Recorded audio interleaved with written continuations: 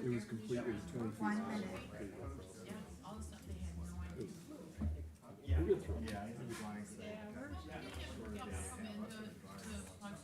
Do you both have power? I don't know. I don't either. No, I do. So I'm looking forward to getting home and pulling a trash can up to the fridge and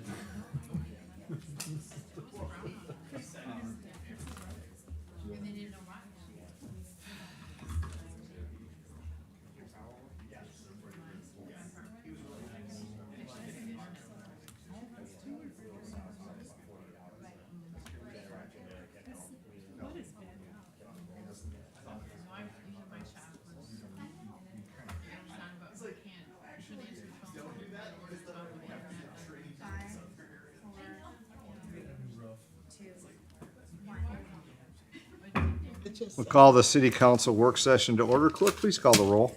Councilperson Hayter? Yes. Steelgrave? Here. Vining? Excused. Germaine? Here. Stringham? Here. Felder? Here. Mayor Clark? Here. Next item is, The next item on the work session is public comment. we do have items on the agenda that we'll be speaking about is public comment. Is there any comments from the public that is here this evening? Any public comments? Seeing none, next item. The next item under the work session agenda is item 6016, Monroe Housing Commission update. Thank you, Interim Manager Cochran. Introductions or, Yeah. thank you. Good evening, Honorable Mayor, Council, Clerk Treasurer LaVoy. So we recently had the pleasure Matt Vanasacker and I had the pleasure to meet with Jasmine with the Monroe Housing Commission. She's the director after Nancy Wayne officially retired. And so we had the opportunity to sit down and chat, hear more about some future plans with the Housing Commission, and we thought it might be a good opportunity to have them come and do a little background on the Housing Commission for those who may be unaware, but also to have a discussion about some of their future plans development, of which some of it is going to require City Council's involvement and approval as well. So Jasmine is here to present as such, and thank you. Welcome. Thank you for having me.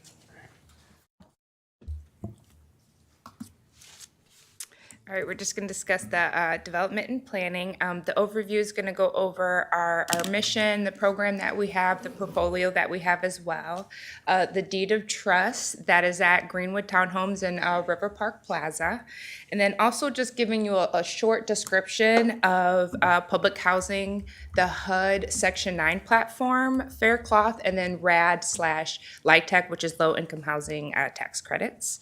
The Greenwood expansion, and then also Monroe Housing Commission's vision for creating a neighborhood and community opportunity.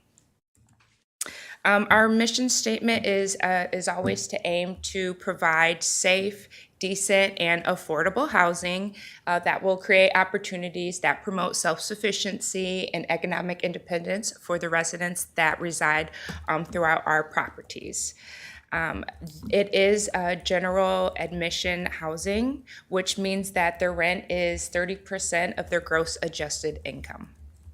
The portfolio that we do have is that we have River Park Plaza that is at 20 North Rossler Street. It's 146 one-bedroom units. It is independent living. We also have Greenwood Townhomes that's located at 930 Greenwood Avenue. It's 115 units that consist of 2, 3, and 4-bedroom units. We call them our family housing. We also have 30, sorry about the typo for the 33, but it is 30 scattered sites that we sold back in 2020 that we did partner with the city at that time to sell those that housing. The deed of trust, just a little history. Back in I'd say in the 60s, when public housing came to be, the city partnered with HUD. It's called the ACC contract. That was signed that you guys would have 263 public housing units in the city of Monroe. And at that time, it was part of the city. The Housing Commission was part of the city. As time went on, HUD decided, you know what, we need to part from the city and become our own entity. So they parted their ways. However, they never took the city's name off of the deed of trust.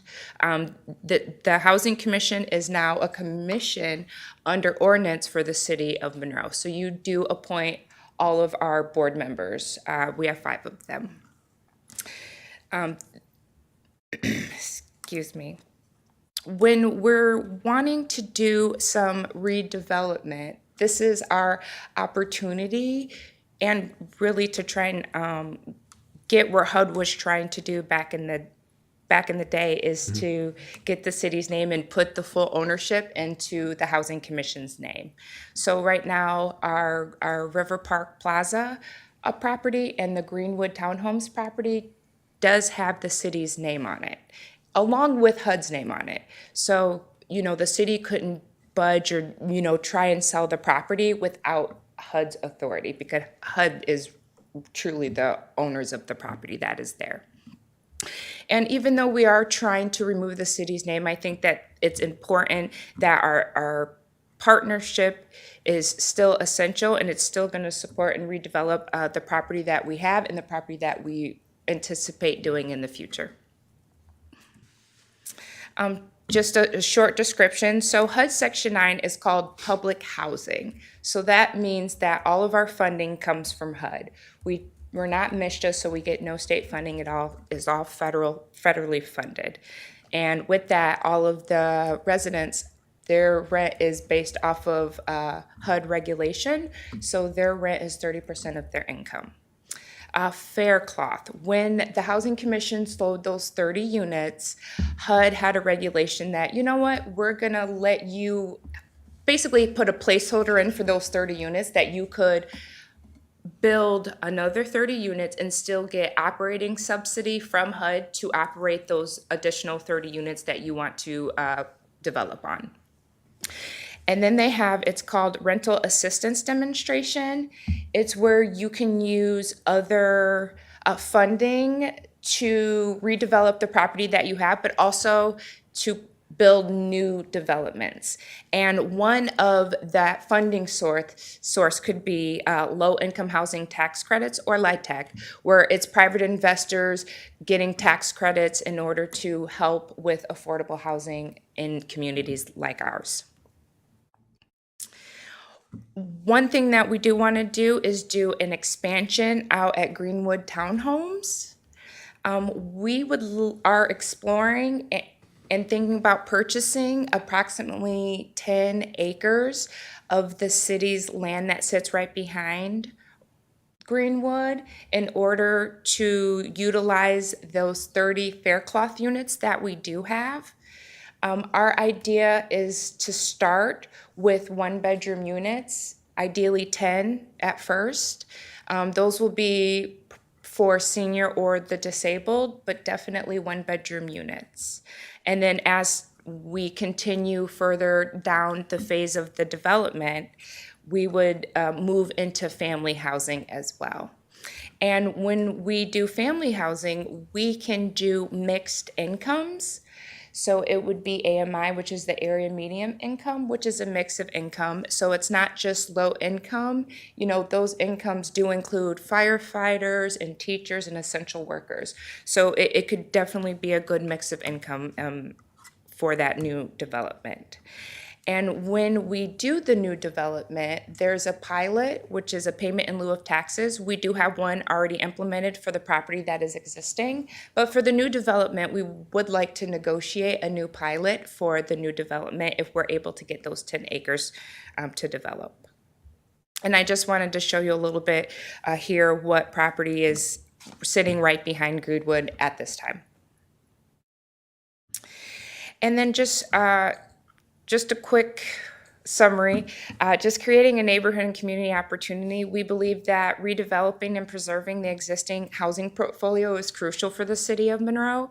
We also believe that partnering with the city and getting the city's support is one of your guys' long-term economic and community development goals. And we'd love to be a partnership in that to really recreate that for the residents here in the city.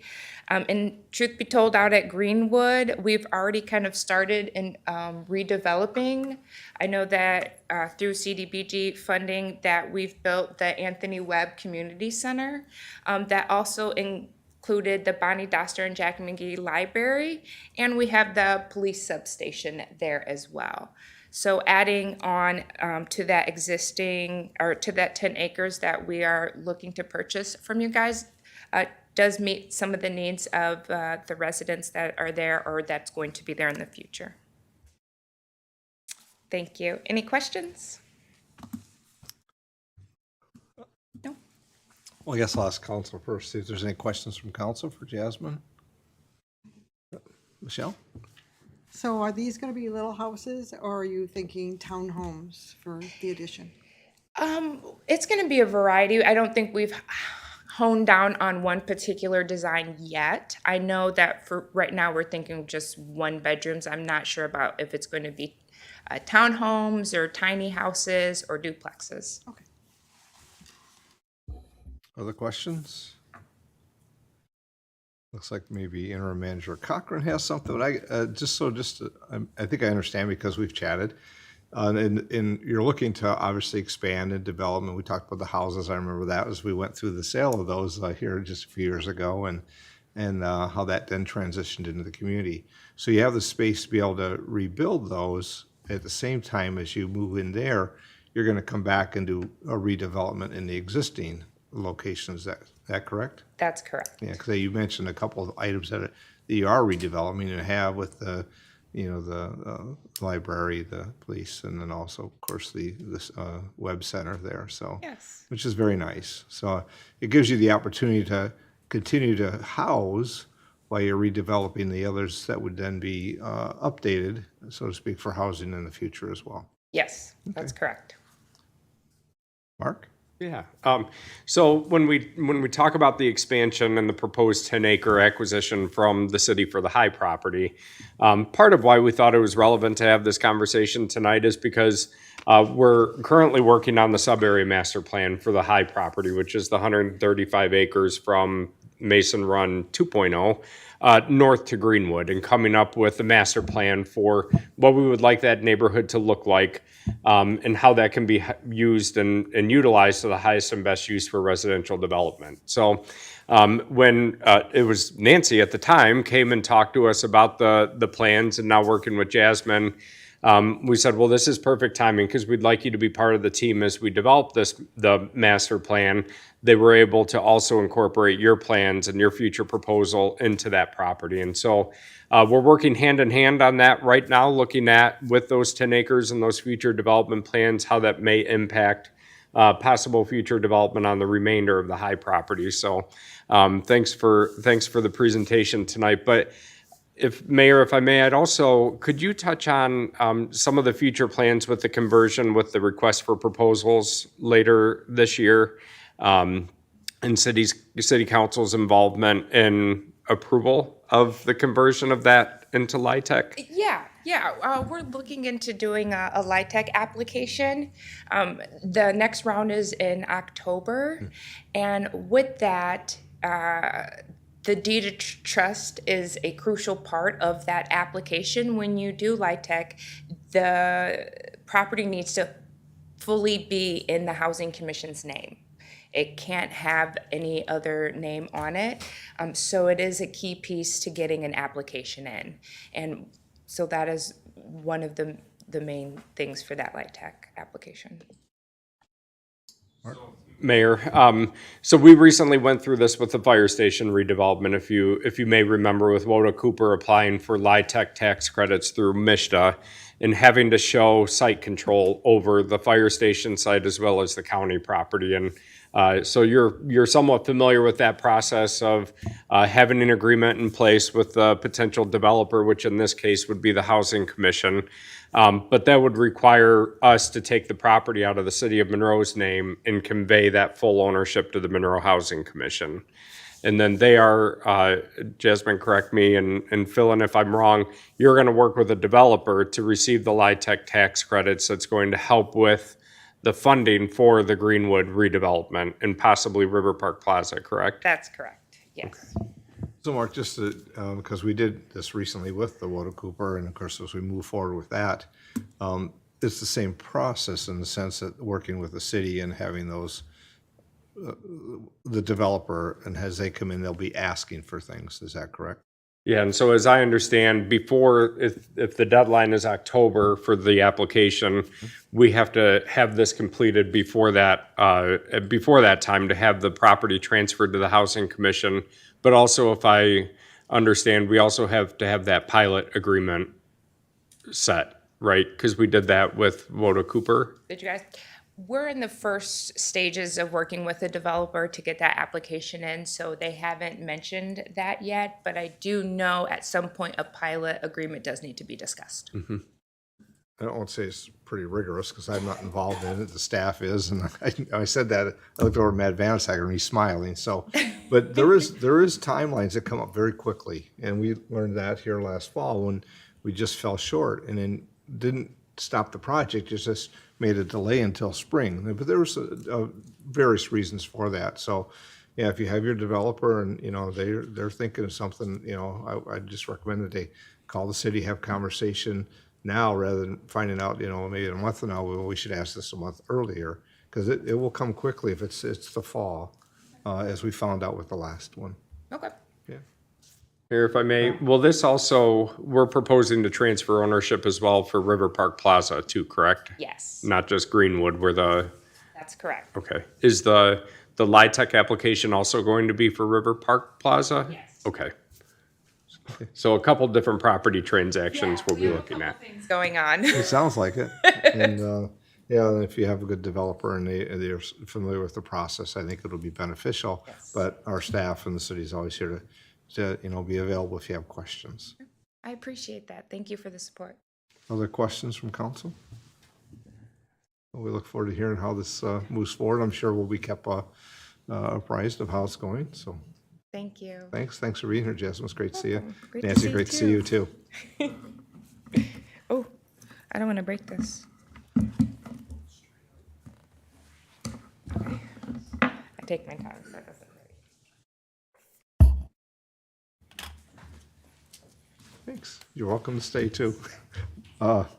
Clerk, next item is. The next item is the review of proposed amendment to Lake Erie Transit Interlocal Agency Agreement. Thank you, Interim Manager Cochran. Yes, so the Lake Erie Transportation Commission is proposing to revise the interlocal agreement that is between Frenchtown Charter Township, the City of Monroe, and Lake Erie Transit.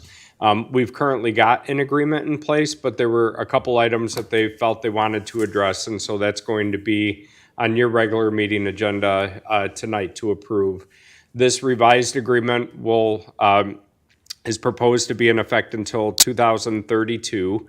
And so extending it out probably about 6 years or so from this current period. But in review of the draft proposed agreement, there are only two significant changes that we wanted to highlight and bring to your attention in advance of taking action later this evening.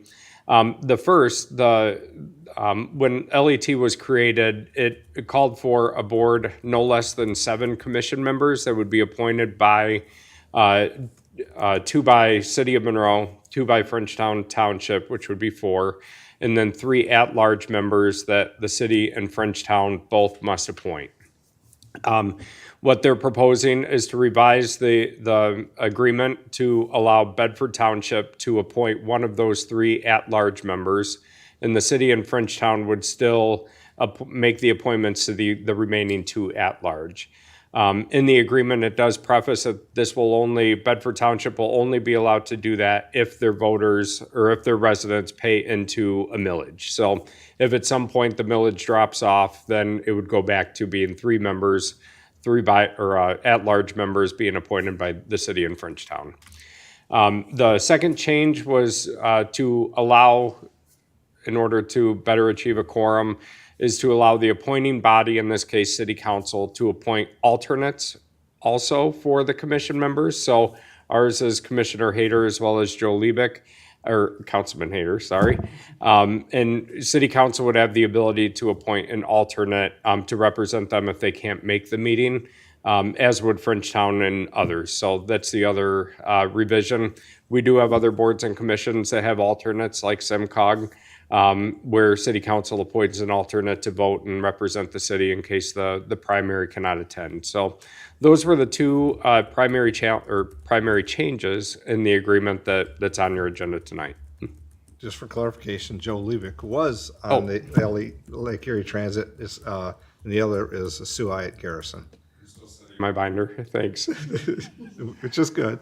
Yeah. And so then it comes to be where we get the alternate from. And we want to make sure we have quorums. We also want to make sure we have people there that are, that go through the process that council would I guess, approve. It was noticed as I sat at the LET meetings periodically over the years, and we had two residents that were there, but the other partners had an elected official. And that's how we came to be when Mr. Liebeck decided, after it's 30-some years he was on the board, so he and then Councilman Hayter was willing to do that. So it could be a resident, could be a council person. So I guess for council thinking that through, as we make I'll say the alternate in the case that Councilman Hayter wasn't available, that we have a representative. So, and actually it could be if Sue wasn't available too, I would think, correct?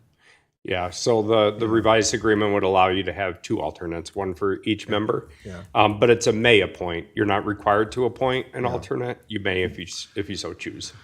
So as I say, we're always recruiting when it comes to boards and commissions and thinking of how to find people. But at the same time, you may have somebody in mind that that has a passion and interest in services provided from LET. So something for as this goes through, and we'll see how it goes through tonight, if it passes and how. And I know that their director JT Hensley is going to be here probably later at the council meeting. I didn't think he'd come at the work session. I believe Frenchtown has it on their agenda, one of their agendas this month to approve as well. So they also have to approve the agreement. Correct. Any questions or thoughts from council on the LET?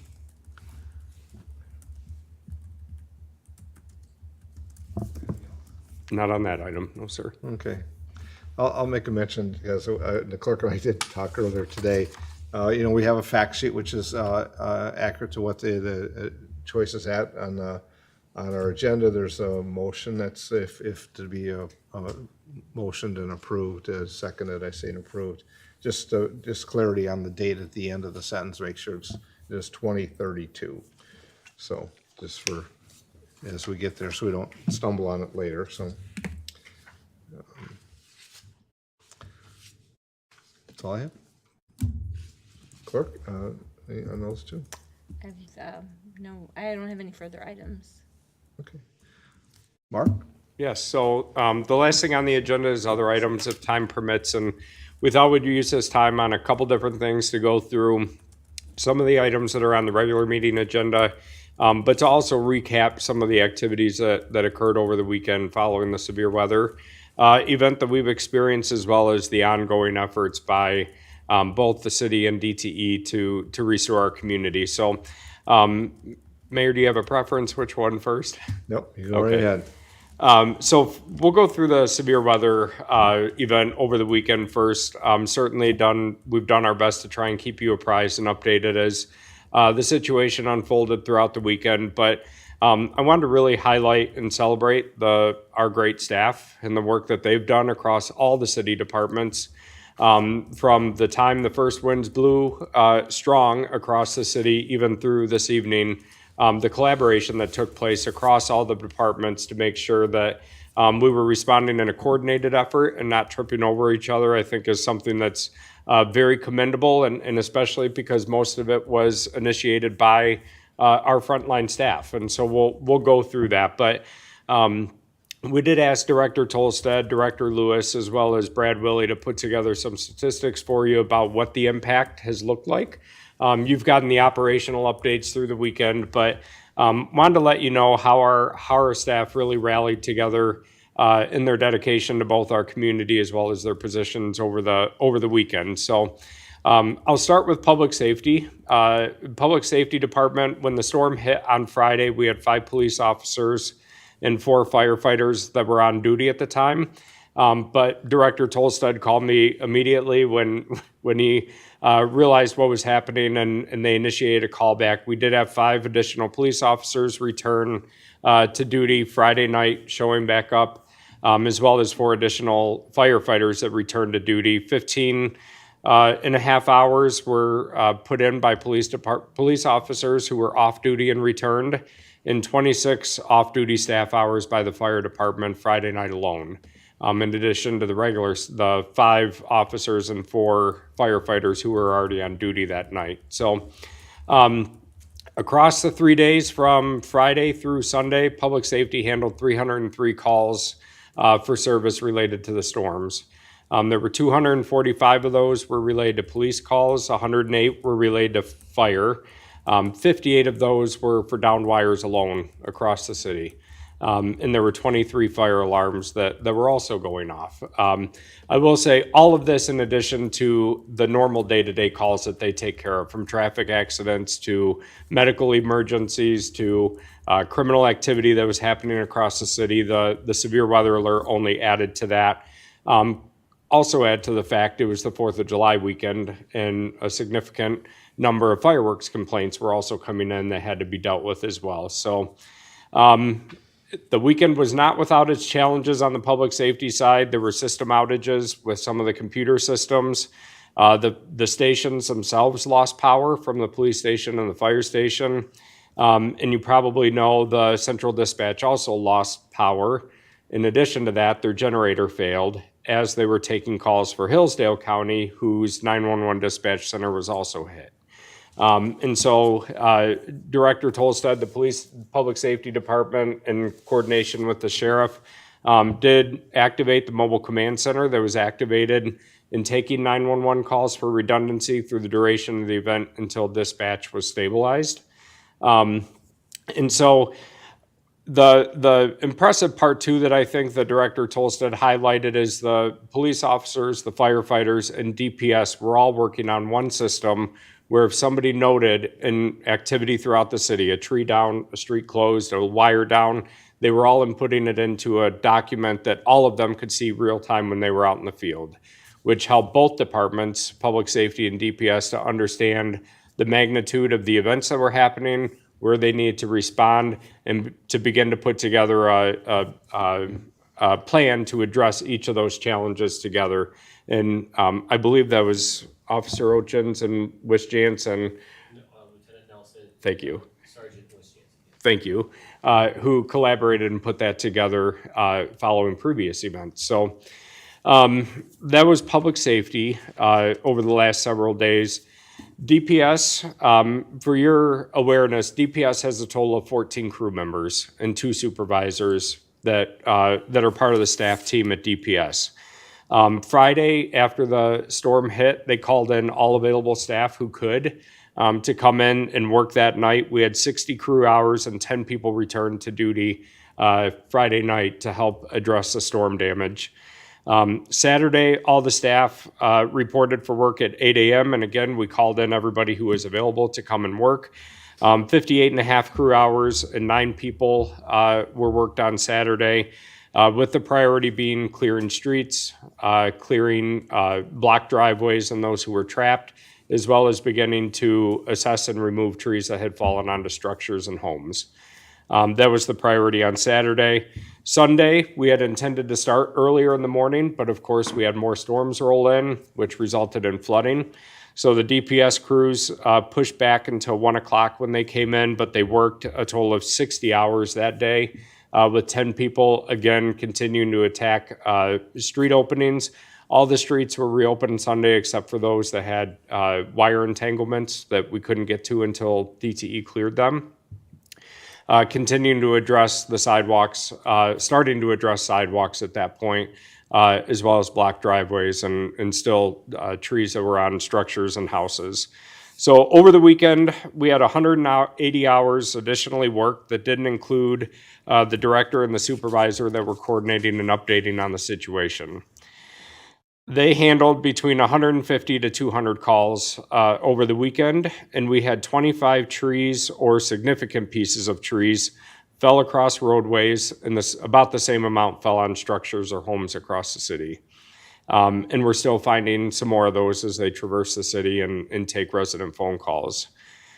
So following that, and then of course we dealt with street flooding because some of the catch basins were not cleared due to the down debris. And then we also had the power loss at the Dingle underpass, which resulted in flooding and the pump station not being able to clear that. Through the remainder of this week, the crews are working 10 hours, except for Wednesday when we have the America 250 event. Well, they'll be working 12 hours on Wednesday. Continuing to work on tree removal, and then brush and resident pile removal later in the week, and we'll talk more about that in a second. So the forestry division has all hands on deck right now. Today they continued removing trees and large limbs on structures. Tomorrow they will start with dangerous limbs, or what we call hangers, that are hanging and present a clear and present danger if they were to fall either on a home, on a vehicle, passing traffic, or pedestrians. So that will start tomorrow. And then also the mechanics at DPS have been working very hard to make sure all the equipment continues to work because our crews are nothing without their equipment. And then Wednesday, we will start street sweeping across the city again.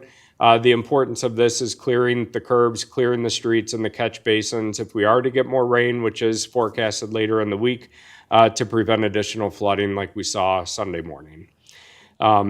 We estimate the number of trees that were destroyed across the city were 50, but it could be up to 100. So by the time all this is said and done, whether that's trees that were completely fallen or trees that are destroyed but not down all the way that need to be taken down.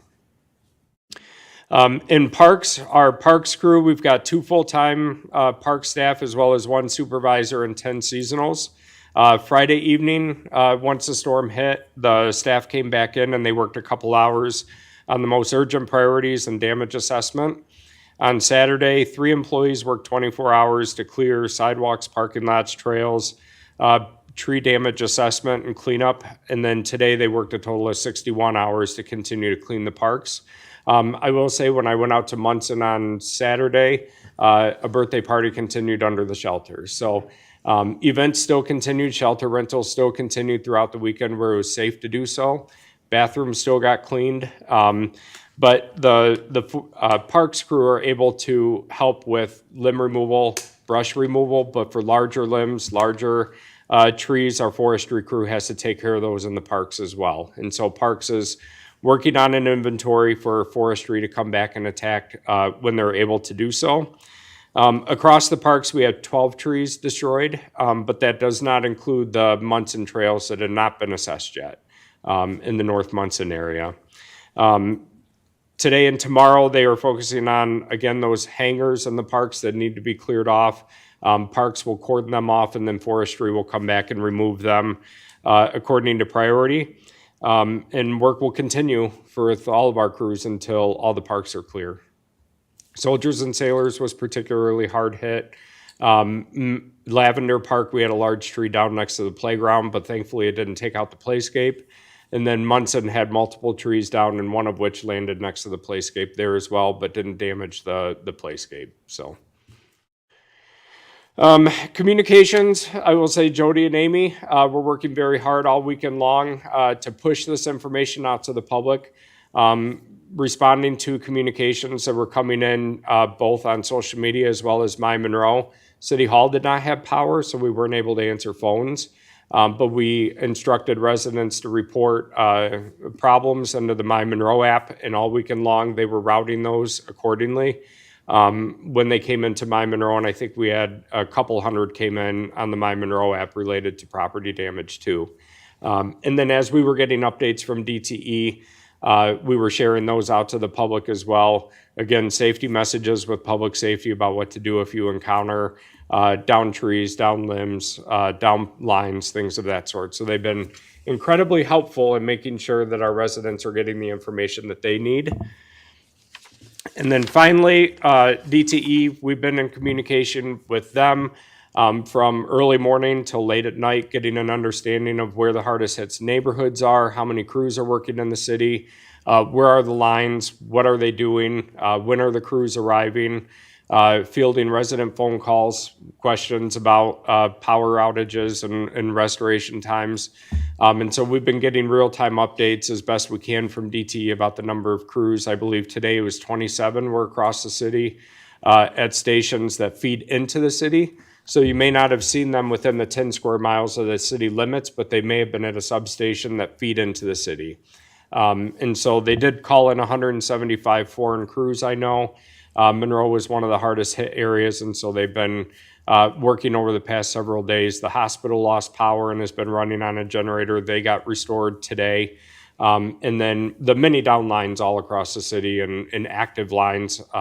I believe there were a total of 400 to 900 lines across the entire service area that were down, inactive, and sparking. And so communicating as public safety and DPS were identifying those, feeding that back to DTE so they can address it and take care of it. So we also, City Hall on Saturday was used as or Friday, because the holiday, was used as a distribution site for care packages. So they set up in our parking lot.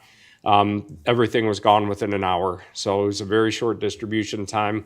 And of course, they've been doing distributions at the battlefield yesterday and today as well for residents. So really just have to hand it to all of our staff. When you think about the number of trees that are on houses, the number of trees that are blocking major arteries. When I got back into town Friday night, Monroe Street and at least Hollywood had trees all across. When I woke up Saturday morning, there were leaves on the ground, but no sign of any trees across the street. Working really hard, and of course, trying not to tire them out so they can come back and take care of everything. And then police, the sheer number of calls that they've taken in over the weekend, even without dispatch, doing self-dispatch to calls when the call center was down. Just a really remarkable job by everybody. And we ask that the residents please be patient with us. This is a small but mighty crew. This was a huge storm that did a lot of damage. It's likely going to take a month or more, frankly, to clean up when you look at the damage that's widespread across the city. So we did announce to residents today that if they have tree damage on their own personal property, they can put it out to the curb. We're asking them to do that. Put it in the terrace, which is the area between the sidewalk and the curb, by Friday at 8 a.m. The importance of that is DPS will start their sweeps this weekend, going block by block to clear and pick up the brush and trees that residents put to the curb. But we can't have it out too long because, again, they have to manage street sweeping to make sure that if we get rain, it doesn't flood. So we'll be continuing to monitor that, but offering that service to our residents as we normally do in these events to help clean up the damage that they've experienced on their private property too. So again, our staff is amazing. They've been dynamic. The number that came back in the callbacks to help, I think, speaks volumes to the commitment and the dedication, especially over their holiday weekend too, right? This was their holiday too, but they responded and committed to the job that they signed up to do this weekend, so. Thanks, Mark. Any questions or comments for Andrew? I'm sure that it goes without saying, but regular yard waste pickup will be available this week as usual. Yep, trash service is not interrupted this week. Yep. Thank you. Michelle? Are there any areas that are more concentrated with damage than others, would you say? There was a pretty clear line where the storm came, you could tell. I know coming back into town Friday, Nettle Road is where I started seeing damage when coming back. The West 7th and 8th Street neighborhood, the west number streets, I would say were particularly hard. I know there's still a couple trees down across West 8th today, but they have power lines entangled in them, so we can't remove them. The northwest quadrant of the city, which is Arbor Arbor, Hollywood, Maple, that area is pretty hard hit, particularly from large tree limbs. In that area, there is a large number of lines that run in between properties where trees fell, and so they're not easily accessible from the street like other areas of the city. So getting behind the property has been a bit of a challenge, I understand, in restoration. But the Orchard neighborhood, I also know, had some large trees down and power out as well. So I would say it was pretty widespread, the totality of the damage, but those are the areas that seem to be some of the hardest hit. The W streets too. There were a couple large limbs and trees down on houses in that neighborhood, streets closed, and then also a significant number of power outage there.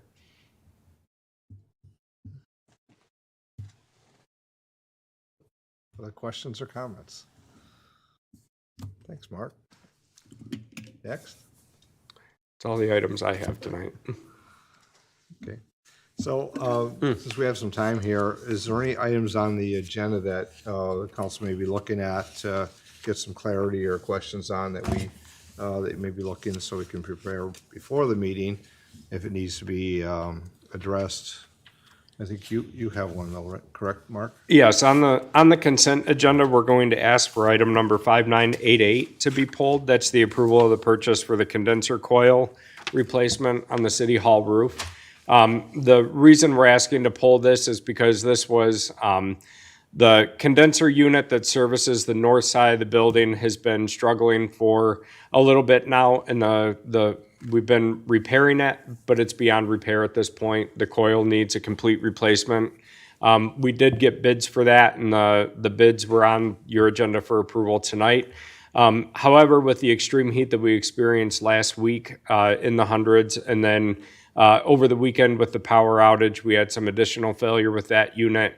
I know the public safety office was well above 80 degrees, and there were some employees that were struggling with the air conditioning or the air condition throughout the building. And so the purchasing ordinance does allow for emergency purchases by the city manager and the finance director. So we had hoped that once the extreme temperatures left late last week, that we could get through tonight, have you approve the purchase formally, and then order the part once you formally approved it. But the conditions within the building over the weekend and today, we went ahead and did authorize the purchase and replacement of that unit. It did go to the low bidder, and we did go ahead and get the work ordered, because if anybody has tried to get any repair service over the past week, they're all booked solid and extremely busy. So we wanted to make sure that we got on the list. So that one, we just wanted to pull. The ordinance does require that if we do an emergency purchase, that it is reported to city council at the next regular meeting. So we're asking to pull that off the agenda so that we can highlight that, report it out to you, and have you do the formal approval of the purchase. So you'll be looking for a council member to have it pulled. Are you going to pull it, or I can request for it to be pulled, yep. have to be motion and put it under council action at the end of the meeting? Okay. Anything on the agenda or discussion items that council may have for administration or others? Mark? Yeah, a couple other items just to highlight on the consent agenda. Number 6002, which is the MDOT funding agreement for the South Telegraph water main repair. So City Council had awarded this project in a change order to repair the water main on Telegraph between Stone and 7th Street. You've probably seen that work ongoing if you've been down Telegraph Road. We had intended to repair the road in concrete, and that was what council awarded as part of the project bid. But we have to get an MDOT right-of-way permit. MDOT came back and said, we're repaving Telegraph Road. As we know, that project is ongoing, and you've got to replace it in like, which meant asphalt instead of concrete. So we went to get a bid to have the spot patched in asphalt, and it came back $60,000 over the project budget. We went to MDOT and said, could we coordinate with you and have your contractor do it rather than a spot repair that we would order? It still came back $40,000 over, but it's $20,000 cheaper than what we got. This is another one where we had to go ahead and authorize and commit to MDOT, given that work was already ongoing before council could approve it. So tonight on your agenda is the formal agreement with MDOT, although please know the work has already been approved and committed for the 40,000. The next one is number 5998, which is the purchase of drones for public safety. Just wanted to call out, this was a project that you may recall in your presentation with the Planning Commission for this year's Capital Improvements Program. This is purchasing 4 drones for public safety. These are not flock drones. And so we wanted just to make sure that you were aware of that. These are the equipment that public safety has been using for their routine business, but this is not part of the flock system. So just heightened awareness around that item. But it is a project that was approved in the capital improvements plan.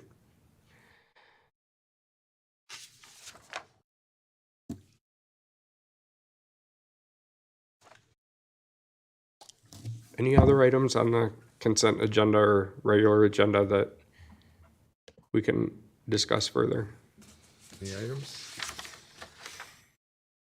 Know that on item 6003, the CDL training approval was an item that came up, but first I looked at it as a very positive sense because we've talked about in our sessions about employment, retention, and the needs for educational items. So I looked at it as being on there, but then you also advised there were some timing issues on this as well. Yeah, so the CDL training, we had 5 employees who received their CDL training last fall.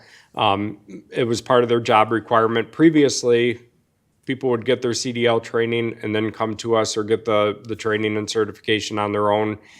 Through recruitment and retention of employees, that's become harder and harder to get. And so we have actually been paying and sending our employees to get that certification, which is the positive. We've got employees that are meeting their employee requirements, but this training happened in the fall. Unfortunately, the invoice didn't come on time, and then the invoice is extremely late in being paid because it got awry when going through the accounts payable system at the city. So this is another one. The service was already provided. It is over the city manager's purchasing authority, which is $15,000, just slightly. Otherwise, we would have just paid it. But that's coming to you for your approval, and then immediate payment tomorrow as well for that. So I look at it as a positive as well. It's as we've talked about as a council and how we retain and credentialing our certificates that are needed to continue to do the job as our employees. And we know we've had transition. We have newer employees that are making their way progressively up through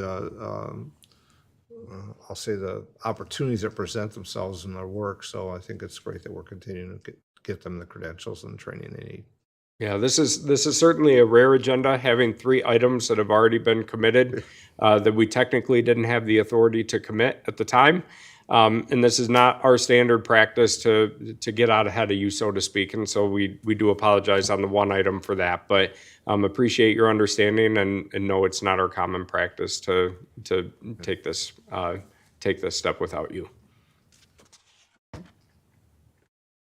Kathy?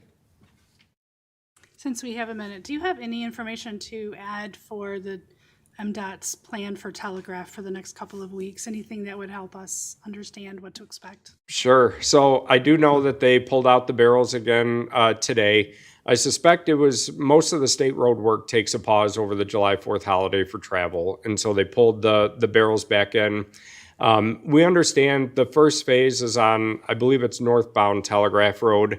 What they're going to mill Telegraph Road, the northbound lanes first. But some of the action that you're going to see is not related to the road work because MDOT is installing sidewalks and completing the gaps along Telegraph Road as well as part of this project. So they are going to keep traffic open at all times, and it probably is going to take until early to mid-August to get this project completed at this point. But we understand that's the first step is milling and then also doing the sidewalk gaps, and then they'll switch to the other side following that completion.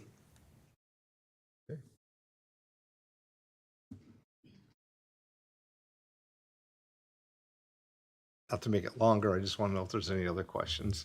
But it's a good conversation and opportunity to have it here at this time, and we could do, I'm sure we'll report during the council meeting regarding what you covered with the work by the employees and the updates from DT. I think not only for those that are here, but those that will be listening. So it'll be a good thing to hear again. So, all right.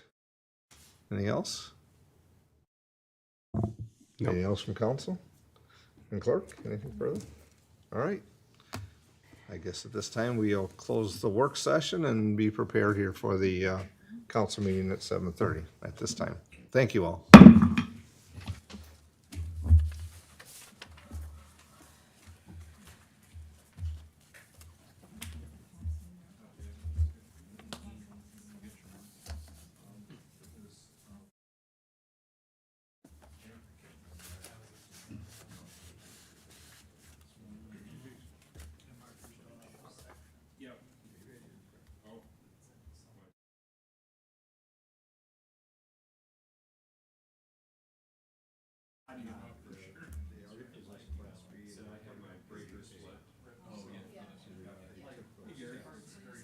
Good, how are you? I got your email. Well, I didn't get a chance to read all this. It was late in the afternoon. Yeah. She did. Paying attention to the school. Yeah, you wanna meet It was a this? heck of a weekend. Yeah. You I guys can are imagine for you guys too. You answered good, right? Oh, you did? We never lost, thank God, we never lost power there. We're having my son's graduation party at my dad's house, he lives just past the fair.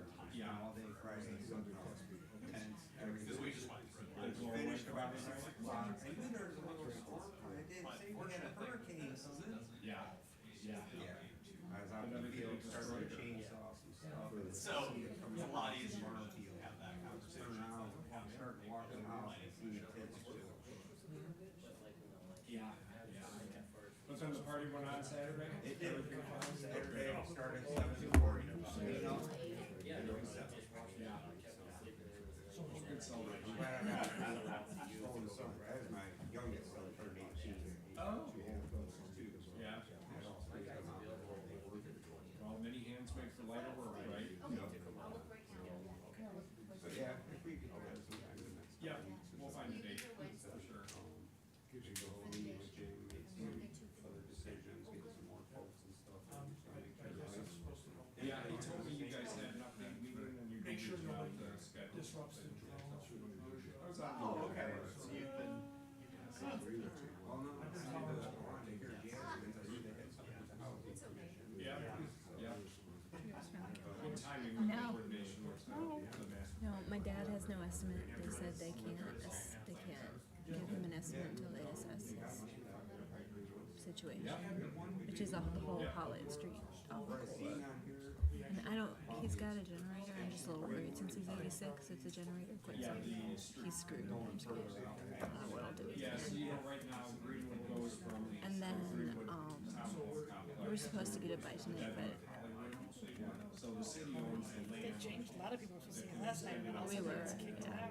But we told Molly, we know where we are on the chain, so. And ours is weird, we're on a weird circuit, like, we're with that whole thing that goes through the intersection by Deb Shop and Kamaya and all that.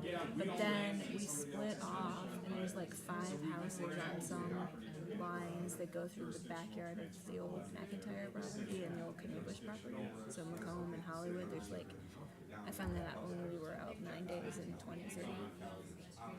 Yeah, I'm a little bitter, so I have it all memorized. The city limits are like an east. So we put in our Generac, 2020, Yeah, so that's the plan is and then we had 5 days out almost immediately.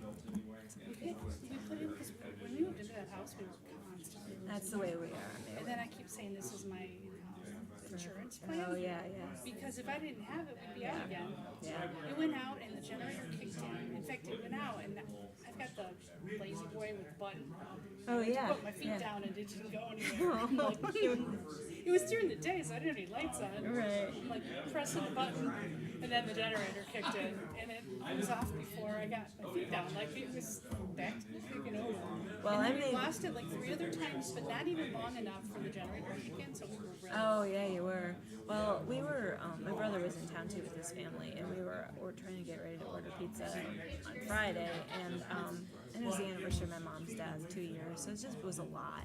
And Bill saw the one tree crash, and I heard it, and I said, okay, everybody in the basement, and they amazingly listened to the oldest daughter, and they actually did what I asked. There was very little, and they all went to the basement, and I said, yeah, we have too many big oak trees on Hollywood. We're not staying up there.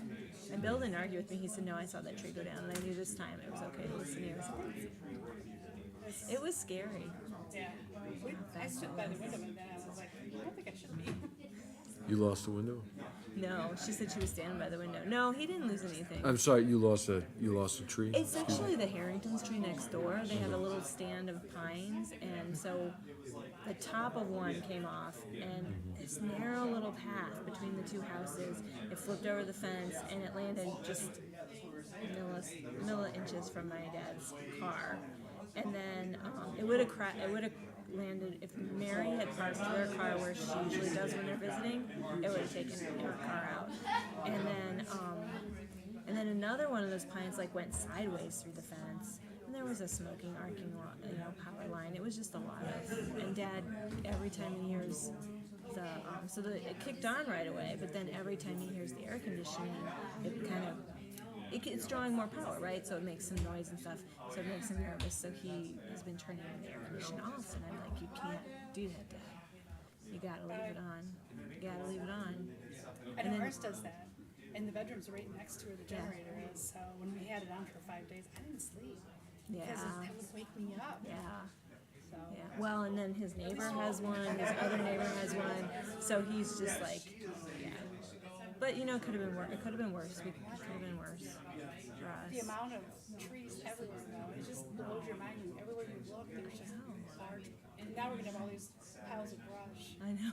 I was telling Andrew, we have actually a visual impairment getting out of my driveway because the neighbors' piles are so high I can't see the cars going down the road. I just couldn't believe. I was like, "Are you kidding me?" It was so hot, and then it made sense, right? Because it was so hot. But at the same time, I was like, "What the heck?"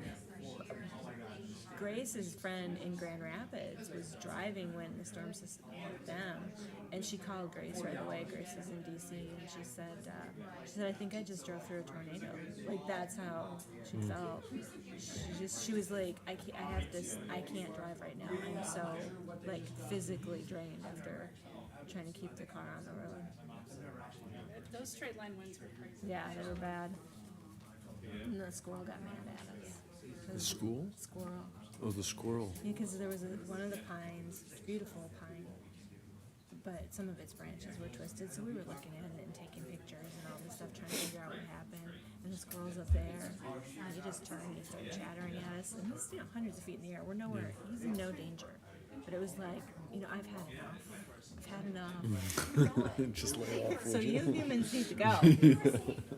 So, which of your children is reading the Teddy. Teddy. Is he ready? I heard you He talking will about be. it. He will be. He's playing mass at the IHM next week. Oh, okay. Just getting out there. Yeah. It's good. Yeah. It's that time. Because Mom is the organist at the IHM, and she's having her 40th anniversary mass next week. So they're like, oh, we need someone else to play. We'll hire a ringer. It's like, no, I think I can get my grandson to do it. And they're like, what? What are you talking about? Get your grandson. Well, how old is he? He's 9. He'll be fine. That's the way we do it. We start him young. So we handed him the music today. We said, have it ready by Sunday. Mute your mic. Oh. My mom just called and said that she was. She's still on TV. She still Said has it on the us? broadcast. Yeah. They're supposed What? to turn. I am. I know. muted. No, Oh, I you are was muted? muted. I wonder, is it the side mics maybe, or this one? No, that's muted. Right here. Maybe. What? I don't know. What was he?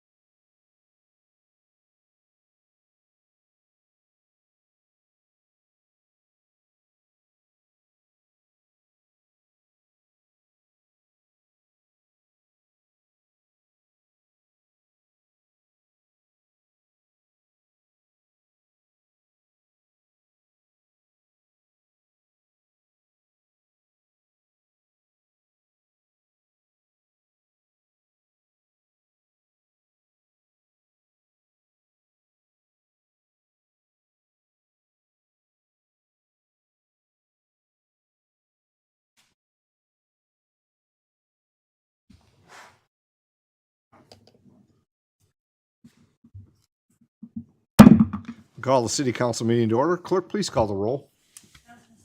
Here. Stillgrave. Here. Vining. Excused. Here. Stringham. Here. Felder. Here. Mayor Clark. All please rise for the invocation. Remain standing for the Pledge of Allegiance. Guide us in our deliberations and discussions this evening. May our efforts promote the good of the residents of this city and all who call her home.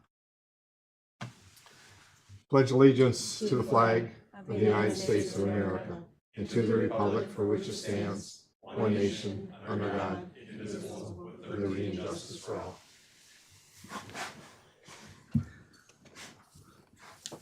Clerk, first item, please. First item on the agenda is the approval of the regular agenda. Thank you. Interim Manager Cochran, are there any items on the agenda? Nothing on the regular agenda, just the consent agenda. Very good. Support. It's a motion by Councilwoman Stillgrave, supported by Councilman Hayter to approve the regular agenda. Clerk, please call the roll. Councilperson Hayter. Yes. Stillgrave. Yes. Germaini. Yes. Stringham. Yes. Felder. Yes. Mayor Clark. Yes. Next item. Item is the consent agenda, and for item B, approval of payments to vendors, the amount should read $2,085,032.52, 2085032.52. Any items on the consent agenda? Manager Cochran? Administration would request that we pull item number 5988. Are there any items on the consent agenda that council wishes to have pulled for further discussion? In the consent agenda, any items from council? Seeing none, are there any items on the consent agenda those present here this evening wish to have pulled for further discussion? Any items on the consent agenda, if not pulled, they will be passed in one motion collectively, and the one item that the administration will be put at the end of the council action items. Okay, seeing none. Councilman Felder. Yes, Your Honor. I'd like to make a motion that all items on the consent agenda not pulled for further discussion be accepted, placed on file, recommendations carried out, resolutions adopted. Support. There's a motion by Councilman Felder, supported by Councilwoman Germaini, that all items on the consent agenda, absent the one that was pulled for further discussion, be accepted, placed on file, recommendations carried out, and resolutions adopted. Clerk, please call the roll. Councilperson Hayter. Yes. Stillgrave. Yes. Germaini. Yes. Stringham. Yes. Felder. Yes. Mayor Clark. Yes. Next item, please. The next item is under council action. Item 6004, Greenwood Avenue Reconstruction and Extension Professional Services Award for Design. Thank you. Interim Manager Cochran. This was, Greenwood Avenue was one of this year's capital improvements projects that was identified. Looking at reconstruction, the condition of the road has deteriorated, and so it's due to be rebuilt. But as part of this project, the city does own property that would facilitate the extension of Greenwood from its current terminus at the end of Hollywood Boulevard out to Macomb Street.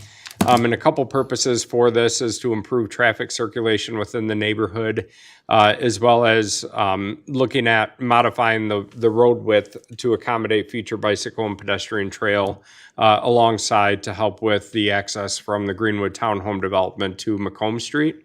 And so this project that we're bringing forward tonight for your consideration is to not only reconstruct Greenwood Avenue, but also plan for the design to extend the roadway from its current terminus out to Macomb Street. An item for note on this is that the property that we own to accommodate the extension is within Frenchtown Township. And so we can't spend our dollars in another jurisdiction. So we've begun discussions with Frenchtown to do a jurisdictional transfer to transfer that property from Frenchtown into the city. So a few different steps to accomplish this project. But the first step is to move forward with the design for the complete project. Thank you. Any questions? Councilwoman Germaini. So have we notified any of the residents on Greenwood/Riverview, Hollywood about this project yet? None to date. It was part of the capital improvements and the public hearings with that, but right now we're just looking at the beginning the design phase, not planning for the construction quite yet, which would be planned for next year. Okay, thank you. Other questions? Seeing none, action item for council. So the motion, Councilwoman Stringham. I move that a professional services contract be awarded to Noack and Frost Engineers in the amount of $86,580, and that the total of $100,000 be encumbered to include a 15% contingency. That the Director of Engineering and Public Services, Interim Director of Water and Wastewater Utilities, or his designee be authorized to execute any necessary agreements on behalf of the city, and that the Finance Director, Assistant City Manager be authorized to make any necessary transfers, including from the Municipal Streets and Trails Fund balance. Motion by Councilwoman Stringer, supported by Councilwoman Germaini on item 6004, the Greenwood Avenue reconstruction and extension, professional services award for design. Clerk, please call the roll. Councilperson Hayter? Yes. Stillgrave? Yes. Germaini? Yes. Stringham? Yes. Felder? Yes. Mayor Clark? Yes. Item, please. The next item is item 6014, approval of amended interlocal agreement with Lake Erie Transit. Thank you. Interim Manager Cochran, comments? Yes, this was the item that we went over in the work session, but for your consideration this evening is a amendment to the interlocal agreement that we have with Lake Erie Transit in Frenchtown Township for the Lake Erie Transit Commission. This proposed amendment would carry forward the agreement through 2032. And the proposed changes primarily deal with the composition and the appointments to the commission. Right now, in the current agreement, the city of Monroe appoints 2 commissioners, Frenchtown Township appoints 2 commissioners, and then there are 3 commissioners that are appointed at large to make up the 7-member commission. The revision would allow for Bedford Township to appoint one of the at-large board members so long as their residents pay a millage into the system. The second change to note in the amended agreement is to allow for the appointing body of the commissioners, which in this case is City Council, for our 2 commissioners, the ability to appoint an alternate who may vote in the place if the original appointee may not be present in a meeting. So it would grant the authority for you to appoint an alternate for each of our 2 appointed commissioners. Any questions from council for administration? Statement. Sure, go ahead.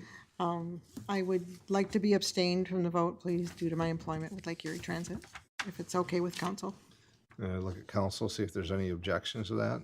I see none. Manager Cochran, I know that the director from LAT, JT Hensley, is here. I don't know if you wish to make any comments. I know that it was explained, but you're here. I thought at least let you be able to introduce yourself.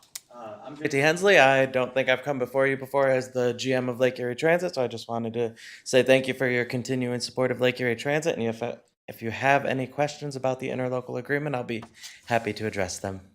Other than that, I appreciate the continued support for us to provide a valuable service to this community.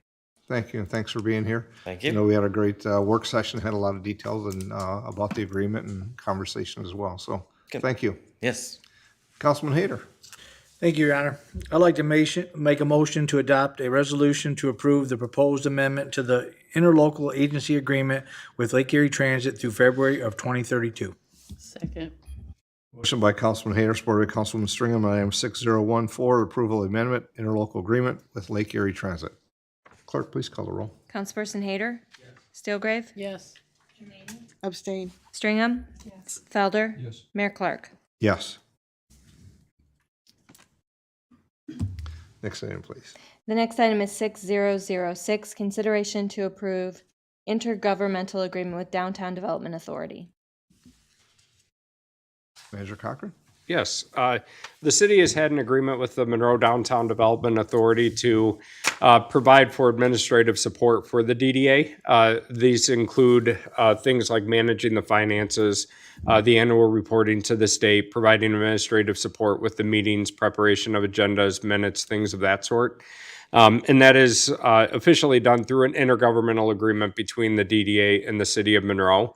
The DDA contributes $15,000 toward the position that's in the Economic and Community Development Department to help provide support for them, as well as communication support and things of that sort. And so that agreement was up for renewal. The DDA did approve it at their last board meeting, so that's coming before you for your approval and consideration this evening. Thank you.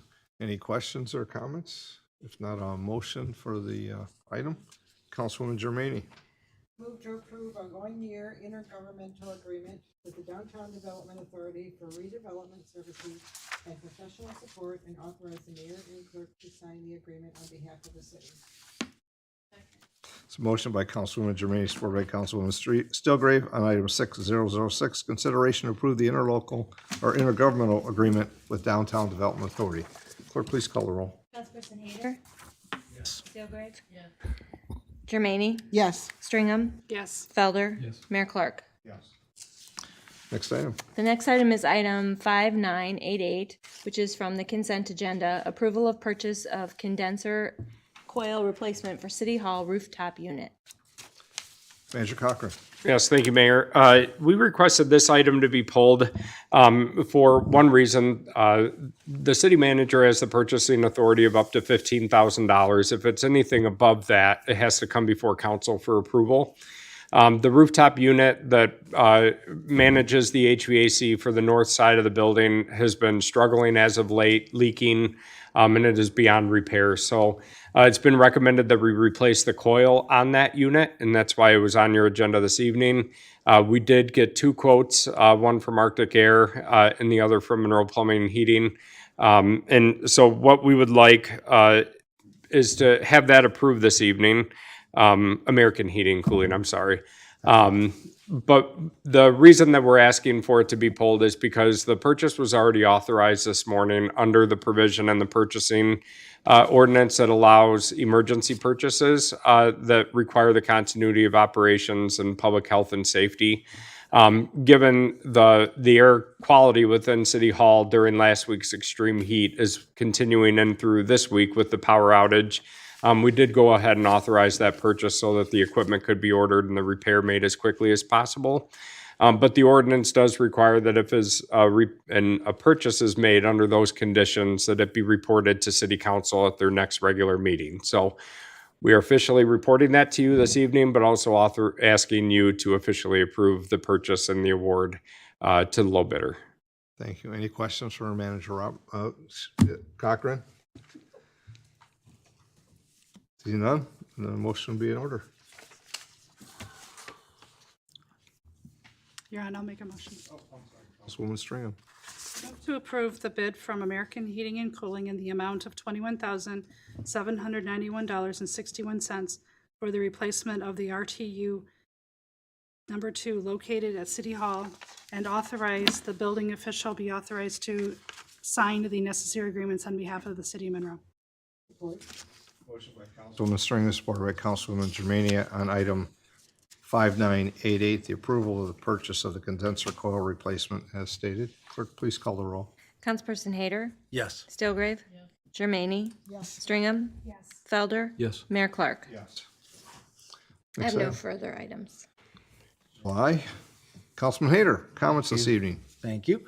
I would just like to thank the entire city staff for all the work they did over the holiday weekend and continue to put in to get us back online. So thank you. Thank you. Councilwoman Stillgrave. Thank you. I echo Councilman Hader's comments, and also, Mark, you did a fabulous job of keeping us informed and, letting us know everything, and I really like the texting of that. Also, Wednesday is the 250th celebration going to happen here in the city. And we have a lot of things happening, and we are really looking forward to it. So we hope everybody come on out and celebrate with us. That's all I have. Thank you. Councilwoman Germaini. Thank you, Your Honor. It certainly was a busy weekend for everyone here at City Hall, and even JT's been chopping down trees today. But I always like to bring the positive out of the negative that we see. Even though the power was out throughout our city, what I saw was families taking walks with their kids and their dogs and being outside. I enjoyed the fireworks in the neighborhood, even though they were loud. And it was an enjoyable time to watch everybody get together and help their neighbors. And it was nice to see aside. And Mark, again, yes, it was a fabulous job that you did this weekend. It was tough, and and your dogs got through it too. So, that's all, Your Honor. Thank you. Councilwoman Stringham?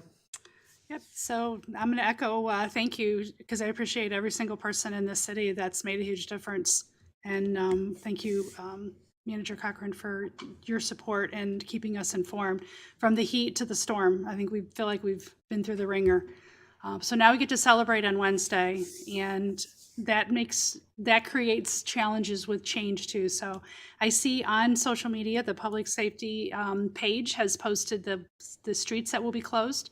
So please look at those and plan your route ahead of time, because there will be some impact. You got to impact downtown to be able to celebrate. So I hope to see everybody there. We'll be there helping support and enjoying the evening, along with the vendors and the drone show and the music and all of the fun stuff. Councilman Felder? Thank you, Your Honor. Despite the storms, I hope everyone had a very happy 4th of July. It's a little bit cooler, which is one thing, but there's other things too. So we're working our way through those. So thank you to the public safety departments, the work service crews of the city and DTE, who continue to be out there working on restoring power, in dealing with all the trees and the mess that was made. Neighbors themselves are doing a lot of that work and are pulling those branches to the front of their yards, going out and helping out each other with the power out inside. A lot of people are finding some time to do some yard work outside. So we're going to try and find the silver lining in this thing, and we made it through, and we're going to move past it. So please join us at the 250th celebration this Wednesday on the 8th. There's also a food distribution for anyone who lost all the food in your fridges when the power went out.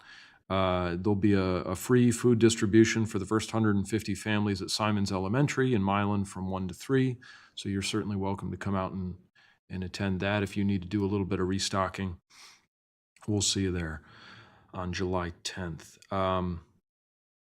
The community partnership between neighbors, between agencies, between city departments, employees, people getting out there working and helping each other was inspiring to see. It's a hardship certainly to work through that, but what we come out on the other side and see in terms of the strength that's built together is certainly worth noting. So I just want to call attention to that. Thank you, Mickey and Kathy, for your remarks. I appreciate that. And then finally, a happy 40th wedding anniversary to my parents. Mm-hmm. So there you go. Those will conclude my comments for this evening, Your Honor. Thank you. Thank you. I have a few comments. It's what we've heard, but I do want to give the staff a sincere thanks for all the hard work they did in their immediate response and what they did throughout the weekend and what we know they have to do through the remainder of the week and the month. It will be a long recovery of work that needs to be done, but I know that Manager Cochran's going to give a in-depth report of the activities to give everybody an understanding. But again, we said enough, the great work that was done. I agree, the following day in the afternoon or late morning, I went just to see somewhat was done and to see how what the impact was, but it didn't stop the St. Mary's and Borges and the group in the streets to have their parade with the kids and the bikes. And about what I saw was all the families and people that were out that were not just standing there waiting for them. It was before they even got close, picking up the debris that they could. The staff had already cleared some of the trees, but every time I kept driving through the day, I saw all the branches and things that were already stacked up in the terrace between the curb and the sidewalk, knowing that the city does provide some service of how we manage that. And what the parade went on, I don't know if I'm correct, but I heard it's like the 40th year they've done this, and I'd seen that it is the neighborhood parade, and it's well known for the community. But that didn't stop them going out there, so that was enjoyable to see. Manager Cochran, I want to say that your engagement and messaging was outstanding. Besides the immediate emergency responses that council got, but also the direction for the staff and the interaction between all our departments or department heads, as well as the messaging, keeping updated, and then your contacts with, I know that you're going to talk about regarding the additional work that still needs to be done, but also that which needs to be done by DTE and where they're at and how that moves forward. One item that was on the agenda this evening was an appointment, so I always like to thank people that have the opportunity to serve and fit in the appointment with the DDA was Ken Wickenheiser, and I think it's a name that's well known in the community. And I remember my first year as mayor, he was on the DDA. But then he had family, and they're now graduating. He didn't hesitate to volunteer to come back because the growth that he's been a part of for the downtown, as well as what he envisions, what he can do, again, serving on the Downtown Development Authority. Of course, the American 250, I guess I'll end there. So I hope everybody has the opportunity to come down on Wednesday. I know that the downtown market will also be very active in the afternoon. There's a long schedule. 5:30 is kind of like the kickoff, and there'll be a posting of the flags and colors, and as well as the reading of the Declaration of Independence. And I hope that everybody has the opportunity to come and listen to those that are volunteering, from veterans to students that live in Monroe or attend school in Monroe. They were practicing here today and getting some guidance and understanding what their role is. From second grade to senior in high school will be a group of students. So, and I think it'll be great to see and to celebrate with. And of course, as we go through the day, there's many activities that were mentioned in the downtown. There'll be Air Force Band will be here in the square. And then later, when they're finished and as the activities continue, there'll be kind of the mini concert at Altrusa Park, and then a conclusion with the drone show later in the evening. So please come down, enjoy, be safe. As Councilman Stringham said, with the understanding the street closures that I think come later at 6 o'clock for some. Some will start earlier because of the that's when all will be closed. And yeah, just come down and enjoy. And I want to thank the residents for their engagement throughout the storm. And again, I can't say enough about the staff, all the employees that came back on their holiday weekend, like all of us have an opportunity to be off, and that all came back to spend their time, and they're away from their families as well. And I know we have much more to do, and then they're doing great. Clerk Treasurer Lavoy. I agree with most everything that's been said, so I have nothing more to add. Just cede my time to the interim city manager. Thank you. Manager Cochran. Well, I thank all of City Council for your support for our staff. As Mayor, you indicated this was their holiday weekend too. And certainly this is what we sign up for in these jobs. But when the rubber hits the road and Mother Nature comes with her fury unannounced, it presents a rather challenging situation. But our staff certainly rose to the occasion. And as we gave an update during the work session, perhaps some people were not able to tune in or hear, but we wanted to just update City Council and the public on the activities that took place following Friday's storms, is where we're going from here too. So we did ask the different departments to compile statistics and how this impacted operations across the city, both organizationally as well as across the streets and neighborhoods. So we'll start with public safety. When the storms hit on Friday, police had 5 officers on duty and fire had 4 firefighters on duty. When the storm hit and the magnitude was starting to get understood, there was a callback done. And we did have 5 additional police officers return to duty that night, as well as 4 firefighters that returned to duty and came back to work that evening. Police, we had an additional 15 and a half off-duty hours in addition to those that were on duty that night. And then 26 off-duty hours from the fire department show up in addition to the 4 firefighters. But the reason that was so critical is because over the weekend they had 303 calls for service across the city. That included 245 calls for police, 108 calls for fire. There were 58 live wires down all across the city after the storms blew in, as well as trouble alarms, fire alarms that totaled up to 23. And of course, it was the holiday weekend, and the fireworks were not enjoyed by all, or perhaps done appropriately. And we had 14 calls come in between the 4th and the 5th about complaints. But that's on top of all the other day-to-day things that they respond to as emergency first responders, from traffic accidents to medical emergencies, criminal behavior, and other things on top of the storm challenges. And the challenges that were encountered for public safety particularly, there were system outages. There was loss of power at the stations for our personnel. Central Dispatch had a power failure, and also their generator failed Friday night too. All of this while they were covering calls for Hillsdale County, who also lost power and service at their facility. And so the Public Safety Department coordinated with the Sheriff's Department, and the Mobile Command Center was activated. And for redundancy purposes, they were able to receive 911 calls and remained operational until dispatch was stabilized throughout the weekend. But part about the coordination, public safety and DPS throughout this entire event coordinated what they were seeing real time throughout the field, from down trees and wires, traffic impediments, residential home impacts, things of that sort, so that they could all see and share the same information as they were out in the field and come up with a plan of attack. And that was germane, done by the frontline staff. Great opportunities put together to address those challenges. And so the public safety department certainly took a big brunt, as did DPS. So over the weekend, for reference, we've got 14 employees plus 2 supervisors on our DPS crew. Friday, we had all available staff were called in. We did have 10 people return, and they worked a total of 60 crew hours Friday night, late into the night.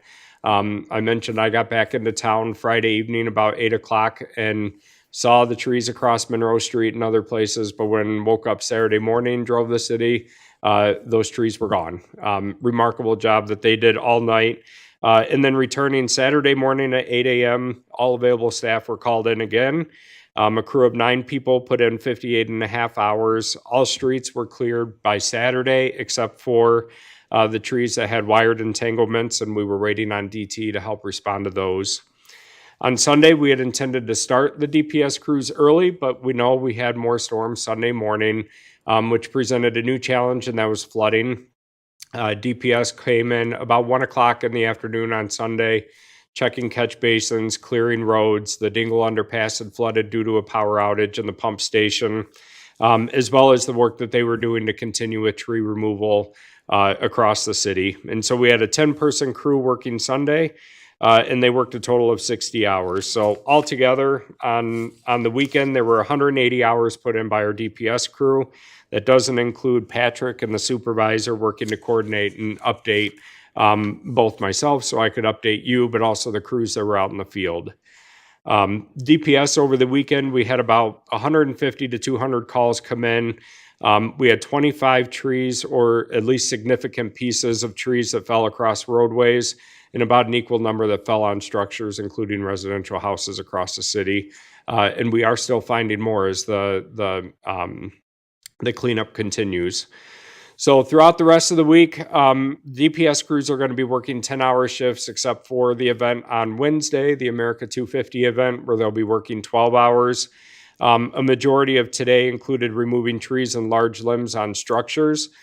Tomorrow, they'll begin looking at dangerous limbs or hangers that are dangling off the tree that present danger to safety, whether that's falling on vehicles, homes, pedestrians, cars passing by, and working on sidewalks as well. The other unsung heroes at DPS are the mechanics, who have worked hard throughout this entire storm period to keep the equipment running, so it can be out in the field working on all the cleanup. And then we will have street sweeping that will resume on Wednesday. Part of the challenge that we saw on Sunday was clogged catch basins that was causing the street to flood. And so we are going to start street sweeping on Wednesday, along with the remainder of the cleanup. So we did estimate we've lost about 50 to 100 trees that are going to have to be destroyed as a result of this, whether they fell on their own or the remainder is going to have to be taken down due to dangerous conditions. The parks were also impacted. Our parks crew, we've got 2 full-time employees, 1 supervisor, and 10 seasonals. Friday night after the storm hit, the staff came back in and worked a couple hours on the most urgent priorities, clearing out playgrounds, clearing out the safe issues where we knew people were going to be on Saturday, and beginning to assess the damage.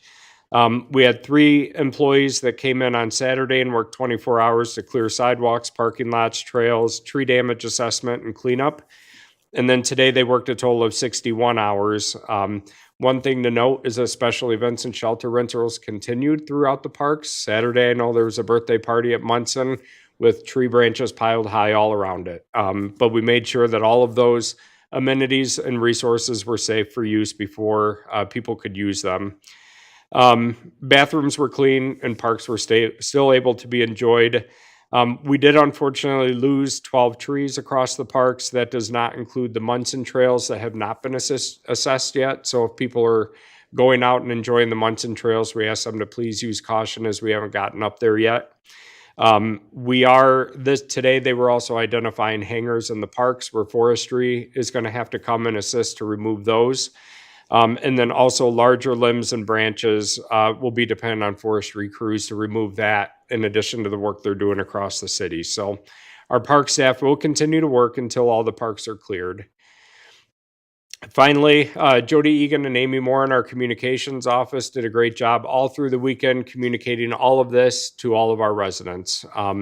That was from the resource delivery with DTE all the way to hazard notifications about what to do if you encounter dangerous situations, letting them know what the focus for DTE was or DPS when they see our crews out there, what they're working on, and how we're beginning to attack the storm cleanup. And then also, because City Hall did lose power momentarily, our phones weren't being answered on Friday because of the holiday, but we were encouraging people to report on My Monroe. We did get a couple hundred submissions on the My Monroe app that the communications office was fanning out to the departments over the weekend too, as they developed their plan of attack for storm cleanup. Finally, I do want to thank Molly Lemper-Coy with DTE. She has been great at communicating from early morning with me through late at night, talking about where are the restoration efforts, the crews that were coming in, where they were focusing, the number of our citizens who were dealing without power. We did work with DTE and had a resource giveaway in the parking lot for customers that were impacted here at City Hall. That moved to the battlefield yesterday and today, but we allowed them to use our facility. As well as we've been reporting to them what our crews were seeing in the field so that their crews could attack the problems as well. But looking at where lines needed deactivated so that the public could be safe, what were the hardest hit areas, how many of our residents were impacted, and understanding the pure magnitude of this storm. And of course, there are still people dealing with power outages. And today, I know there were 27 crews assigned to feeding locations within the city of Monroe. So you may not have seen them within our city limits, but they were working on areas that do feed electricity into the city and getting that up and running. Certainly was a storm of rather large magnitude. And so I just want to thank City Council for your recognition of our staff through all of that.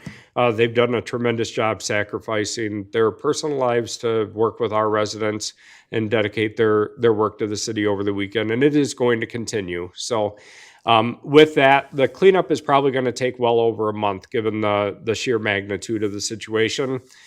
We did announce today that residents, if they have tree damage on their property, down limbs, brush, we are asking that they put that at the curb in the terrace between the sidewalk and the curb by Friday morning at 8 o'clock. Friday, DPS will begin and they will work through the weekend to clear those piles for our residents in recognition of the challenges that they're facing as well.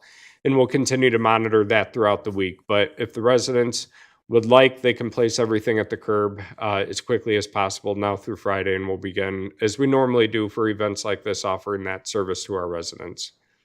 So, thank you. Thanks, Mark. So next item is citizen comments. If there's any comments from those present here this evening, please step forward, state your name, jurisdiction, or residence, and mindful of the 3 minutes. Thank you. Katrina Calnan Ramos. I live here in Monroe.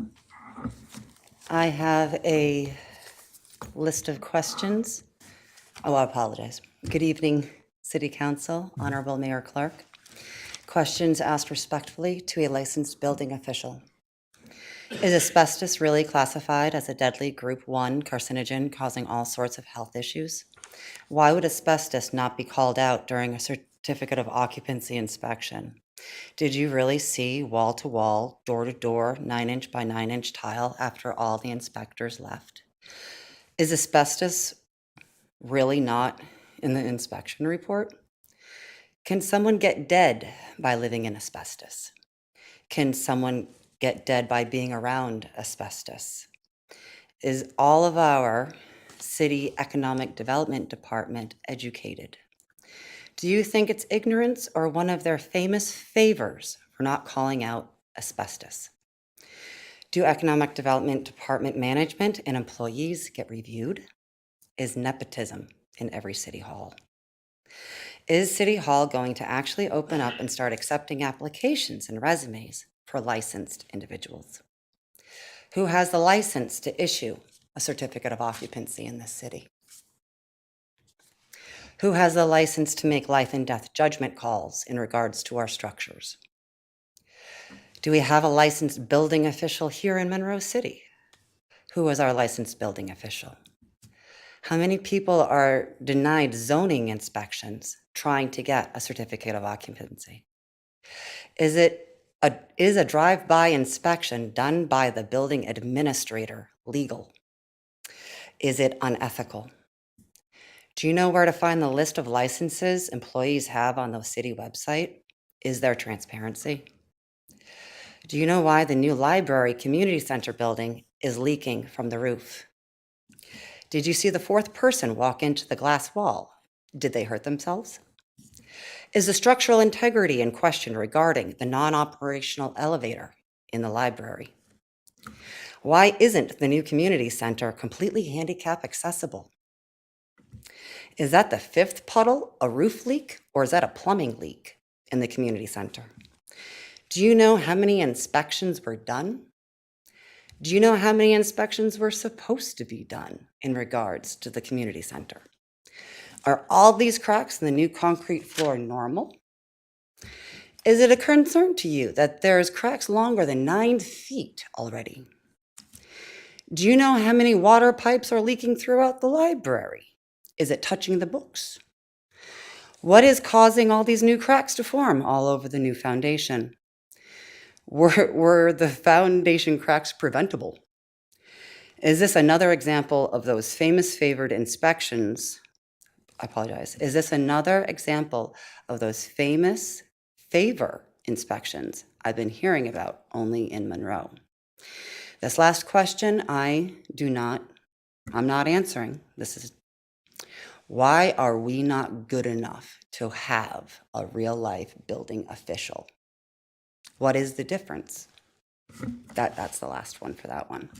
In regards You're to at the 3 minutes and 30 seconds, so if you have a final comment. Yes, sir. Anyone that has similar questions like these, please submit them to City Council. I know that they're always interested.